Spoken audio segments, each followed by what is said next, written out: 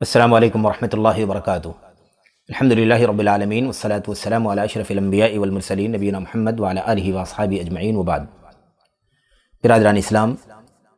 نماز کے مقام و مرتبے کے سلسلے میں اس کا دوسرا پارٹ آپ کے سامنے عرض کرنے جا رہا ہوں۔ نماز کی اہمیت کے سلسلے میں چونکہ باتیں بہت ساری ہیں، باختصار کچھ باتیں اور بھی عرض کر دینا مناسب ہے۔ نماز کی اہمیت اور عظمت اور اس کے مقام و مرتبے کے حوالے سے اللہ کے نبی علیہ السلام کی حدیثوں میں ایک اہم نقطہ یہ ہے کہ نبی کریم صلی اللہ علیہ وسلم نے اپنی امت کو جو بہت ساری وصیتیں فرمائی ہیں، ان میں آخری وصیت نماز سے متعلق ہے۔ آپ نے اخیر میں زندگی کے سب سے آخری موڑ پر جب چند گھنٹوں کے بعد آپ کی وفات ہو گئی، اس موقع پر اللہ کے نبی علیہ السلام نے جو وصیتیں فرمائی تھیں ان میں سے ایک وصیت نماز سے متعلق تھی۔ ام سلمہ رضی اللہ تعالیٰ عنہ بیان فرماتی ہیں، کانا من آخری وصیت من وصایا رسول اللہ صلی اللہ علیہ وسلم ان قال الصلاۃ الصلاۃ وما ملکت ایمانکم۔ ام سلمہ فرماتی ہیں کہ نبی کریم صلی اللہ علیہ وسلم کی آخری وصیتوں میں سے یہ وصیت بھی ہے کہ آپ نے فرمایا تھا الصلاۃ الصلاۃ، لوگوں نماز کو لازم پکڑو، لوگوں نماز کا خیال رکھنا، امت کے لوگوں نماز کو حرز جاں بنانا، اسے ہمیشہ اپنے پلے باندھے رکھنا، اسے کبھی بھی غفلت نہ برتنا، وما ملکت ایمانکم، اور اپنے غلاموں کی بھی فکر کرنا، ان کی دیکھ ریکھ کرنا۔ اللہ کے نبی علیہ السلام نے یہ وصیت فرمائی۔ ام سلمہ رضی اللہ تعالیٰ عنہ بیان فرماتی ہیں کہ اس وقت تک آپ نے اس کی تاکید فرمائی جب آپ کی آواز اچھی طرح سے نہیں نکل پا رہی تھی، آپ کے سینے سے ایک گھرگھراہٹ کی آواز، جیسے انسان بہت ہی زیادہ اہم چیز کی نشاندہی کرنا چاہتا ہو، آواز بھی ستھری نہ ہو، طبیعت بھی بحال نہ ہو، پھر بھی اسے کہنا چاہ رہا ہو، اس صورتحال میں اللہ کے نبی علیہ السلام نے اپنی امت کو آخری وصیت کے طور پر نماز کی تاکید فرمائی ہے۔ اسی طرح سے نماز کی اہمیت اور اس کے مقام و مرتبے کے حوالے سے ایک پہلو یہ ہے کہ قرآن کریم کے اندر اللہ تبارک و تعالی نے نماز کی پابندی کرنے والوں کی مدح و ستائش فرمائی ہے۔ نماز کی پابندی کرنے والے جو بھی ہیں، انبیاء علیہ السلام ہوں یا دیگر نماز کی پابندی کرنے والے، اللہ تبارک و تعالیٰ نے اپنی کتاب کے اندر ان کی تعریف فرمائی ہے، ان کی مدح فرمائی ہے، ان کی ثنا فرمائی ہے۔ اللہ تعالیٰ فرماتا ہے وَاذْكُرْ فِي الْكِتَابِ إِسْمَاعِيلَ إِنَّهُ كَانَ صَادِقَ الْوَعْدِ وَكَانَ رَسُولًا نَبِيًّا وَكَانَ يَأْمُرُ أَهْلَهُ بِالصَّلَاةِ۔ اللہ کے نبی حضرت اسماعیل علیہ السلام کے سلسلے میں اللہ تبارک و تعالیٰ نے فرمایا کہ وہ اپنے اہل کو، اپنے گھر والوں کو نماز کا حکم دیا کرتے تھے، نماز کا حکم، زکوٰۃ کا حکم دیتے تھے، وَكَانَ عِنْدَ رَبِّهِ مَرْضِيًّا، اور اللہ تبارک و تعالیٰ کے بڑے محبوب اور پسندیدہ تھے وہ۔ بہرحال آپ دیکھیے کہ حضرت اسماعیل علیہ السلام کی شخصیت کا تذکرہ کرتے ہوئے اللہ تبارک و تعالیٰ نے خاص باتیں بیان فرمائی، تعریف کرتے ہوئے کہ اسماعیل علیہ السلام کا مقام یہ بھی ہے کہ وہ اپنے اہل کو، اپنے گھر والوں کو، اپنے بال بچوں کو نماز کی تلقین کرتے تھے، نماز کا حکم دیتے تھے۔ تو یہ ایک بہت ہی عظمت کا، مقام کا پہلو ہے کہ نماز جیسی چیز نبیوں کی زندگی میں رہی ہے، اس کا خاص تذکرہ اللہ تبارک و تعالیٰ نے فرمایا ہے۔ اسی کے بالمقابل ایک پہلو نماز کی اہمیت اور اس کے مقام کا یہ ہے کہ جو لوگ نماز سے غفلت برتتے ہیں یا نماز کو ضائع کر دیتے ہیں، نمازوں کو مار ڈالتے ہیں یا اس سے کسل اور سستی برتتے ہیں، کوتاہی برتتے ہیں، ان کی مذمت فرمائی ہے اللہ تبارک و تعالیٰ نے، ان کی مذمت فرمائی ہے، ان کی برائی بیان فرمائی ہے۔ اللہ تعالیٰ فرماتا ہے فَخَلَفَ مِن بَعْدِهِمْ خَلْفٌ أَضَاعُوا الصَّلَاةَ وَاتَّبَعُوا الشَّهَوَاتِ فَسَوْفَ يَلْقَوْنَ غَيًّا۔ اللہ فرماتا ہے کہ نیک لوگوں کے بعد، نماز کی پابندی کرنے والوں کے بعد، اللہ کے فرائض اور واجبات کی پابندی کرنے والوں کے بعد کچھ ایسے لوگ بھی آئے، کچھ نااہل لوگ آئے جن لوگوں نے نماز کو ضائع کر دیا، وَاتَّبَعُوا الشَّهَوَاتِ، اور خواہشات نفسانی کی پیروی کرنے لگے، فَسَوْفَ يَلْقَوْنَ غَيًّا،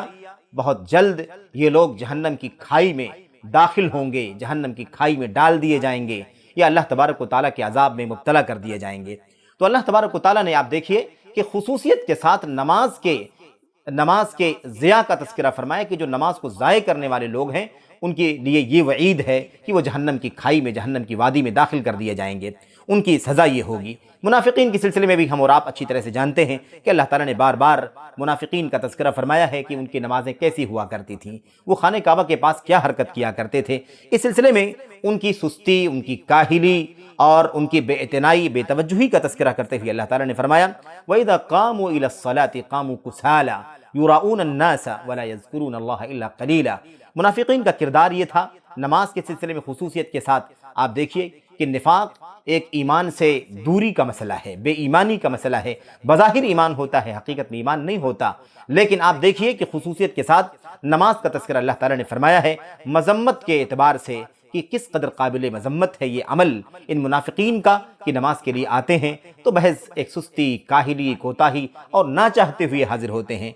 وَإِذَا قَامُوا إِلَى الصَّلَاةِ قَامُوا كُسَالَىٰ، جب نماز میں حاضر ہوتے ہیں، نماز میں کھڑے ہوتے ہیں تو بڑی سستی، کوتاہی، کاہلی اور نہ چاہتے ہوئے کھڑے ہوتے ہیں۔ یُرَاءُونَ النَّاسَ، لوگوں کو دکھاوا کرنا چاہتے ہیں، لوگوں کو دکھانا چاہتے ہیں، دکھانے کے لیے نمازوں میں حاضر ہوتے ہیں۔ وَلَا يَذْكُرُونَ اللَّهَ إِلَّا قَلِيلًا، اور بس برائے نام اللہ کا ذکر کرتے ہوں گے، نہ کے برابر۔ اللہ تبارک و تعالیٰ نے خصوصیت کے ساتھ اس بات کا تذکرہ فرمایا ہے۔ اسی طرح سے آپ دیکھیے نماز کی مقام اور اس کی حیثیت کے سلسلے میں ایک بات یہ ہے کہ یہ کلمہ توحید کے بعد، شہادتین کے بعد سب سے زیادہ عظیم الشان رکن ہے، سب سے زیادہ عظیم الشان پلر ہے یہ، جس پر دین اسلام کی عمارت قائم ہے۔ اللہ کے نبی علیہ السلام کو نماز جو اللہ تعالیٰ نے عطا فرمائی، یہ نماز، اس کی اہمیت کا اندازہ اس بات سے بھی آپ لگا سکتے ہیں کہ نماز کی فرضیت جو ہوئی شروع میں وہ 50 کی تعداد میں ہوئی، 50 نمازیں فرض ہوئیں۔ پھر اس کے بعد رفتہ رفتہ اللہ کے نبی علیہ السلام نے سفارش فرمائی، اللہ تبارک و تعالیٰ نے موسیٰ علیہ السلام کے مشورے کے مطابق، اور پھر اللہ تعالیٰ نے اسے کم کرتے ہوئے 5 نمازیں باقی رکھیں۔ لیکن یہ نمازیں بظاہر 5 ہیں، دیکھنے میں 5 ہیں، عمل میں 5 ہیں، محنت و مشقت کے اعتبار سے بھی 5 ہی ہیں، لیکن اجر و ثواب کے اعتبار سے 50 کے برابر ہیں۔ ہی خمس فی خمسین لا یبدل القول لدی، اللہ کے نبی نے فرمایا صلی اللہ علیہ وسلم نے کہ اللہ تعالیٰ نے فرمایا یہ 5 نمازیں ہیں، 50 کے برابر ہیں، میرے پاس جو فیصلہ ہو جاتا ہے بدلہ نہیں جاتا۔ 50 میں نے فرض کیا تھا، گرچہ تعداد میں نے کم کر دی ہے، لیکن اجر و ثواب آپ کو اور آپ کی امت کو 50 کا ملے گا، یہ فیصلہ ہو چکا ہے۔ بہرحال اسی طریقے سے نماز کی اہمیت اور مقام کے حوالے سے ایک بات یہ بھی ہے کہ اللہ تعالیٰ نے جب کامیاب ایمان والوں کا تذکرہ فرمایا یا فلاح و کامرانی حاصل کرنے والے مومنوں کا تذکرہ فرمایا تو ان کے کارنامے، ان کے کردار، ان کے کاموں کا تذکرہ فرماتے ہوئے سب سے پہلے جس چیز کا نام لیا وہ نماز ہے۔ قد افلح المؤمنون الذین هم فی صلاتهم خاشعون، ایمان والے کامیاب ہو گئے، ان کی پہچان یہ ہے کہ وہ اپنی نمازوں میں خشوع برتنے والے ہیں۔ ان کامیاب مومنوں کا تذکرہ کرتے ہوئے سب سے پہلی خوبی نماز میں خشوع کا تذکرہ اللہ نے فرمایا، اور پھر اخیر میں چلتے چلتے ان خوبیوں کا تذکرہ بھی نماز پر فرمایا۔ اللہ تعالیٰ نے آگے چل کر کے فرمایا والذین هم علی صلواتهم یحافظون، یہ ایمان والے، ان کی خوبی یہ بھی ہے کہ وہ اپنی نمازوں پر ہمیشگی برتتے ہیں۔ تو ایک تو خشوع یہ نماز کے اندر کی خوبی ہے، اور ایک نماز کے باہر کی خوبی یہ ہے کہ نماز پر ہمیشگی ہونی چاہیے، نماز کی پابندی بھی ہونی چاہیے، نماز کے آداب، اس کے حقوق، اس کے ارکان، اس کے آداب، تمام چیزوں کا خیال بھی ہونا چاہیے، یہ دونوں چیزیں ہونی چاہیے، اس کا خاص تذکرہ اللہ تبارک و تعالیٰ نے فرمایا ہے۔ بہرحال اللہ کے نبی علیہ السلام کو بھی اللہ تعالیٰ نے حکم دیا کہ آپ اپنے گھر والوں کو نماز کا حکم دیجئے اور آپ بھی اس کی پابندی کیجئے۔ ہم آپ سے کسی روزی کا سوال نہیں کرتے۔ نماز کی اہمیت کے لیے یہ بھی کافی ہے کہ اللہ کے نبی علیہ السلام نے بلوغت سے بہت پہلے 7 سال کی عمر میں اللہ کے نبی کو حکم دیا کہ اللہ کے نبی علیہ السلام نے امت کو حکم دیا، آپ نے فرمایا کہ اپنے بچوں کو 7 سال کی عمر میں نماز کا حکم دو، 10 سال کے ہو جائیں تو مار کر کے اس کی تاکید کرو۔ آپ جانتے ہیں کہ فرضیت کے لیے بلوغت چاہیے، بلوغت ابھی دور ہے، اس کے باوجود بھی اللہ کے نبی علیہ السلام نے نماز کی اہمیت کے پیش نظر یہ حکم فرمایا۔ الغرض نماز کی اہمیت اور اس کے مقام و مرتبے کے اعتبار سے بہت ساری باتیں ہیں جو سمجھنے کی ہیں، اس کا اہتمام کرنے کی ضرورت ہے، اسے پڑھنے اور جاننے کی ضرورت ہے، بار بار پڑھنے کی ضرورت ہے، تاکہ اللہ تبارک و تعالی ہم لوگوں کو، تمام مسلمانوں کو، مرد و خواتین کو نماز کا مقام، اس کی اہمیت، اس کی عظمت سمجھنے کی توفیق عطا فرمائے، اور پھر اس کی روشنی میں اللہ تعالی ہمیں اس کے اہتمام کی، اس کی پابندی کی توفیق بخشے۔ آمین رب العالمین۔ السلام علیکم ورحمۃ اللہ وبرکاتہ۔